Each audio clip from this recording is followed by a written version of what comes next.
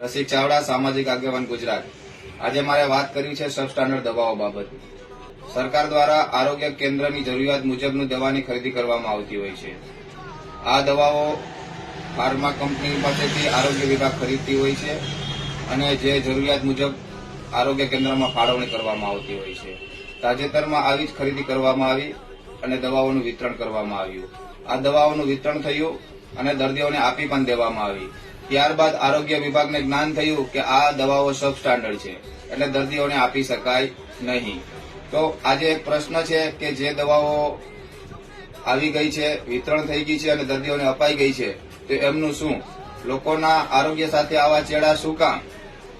રાજ્ય સરકાર જયારે લોકોના આરોગ્યની ચિંતા કરતી હોય ત્યારે આવી સબ સ્ટાન્ડર્ડ દવાઓનું વિતરણ થયા બાદ આ દવાઓ દર્દીઓને આપી શકાય નહીં તેવું જણાવવામાં આવ્યું છે। ત્યારે સરકારી હોસ્પિટલનો ઉપયોગ છેવાડાના ગરીબ, અભણ અને પછાત લોકો કરતા હોય છે।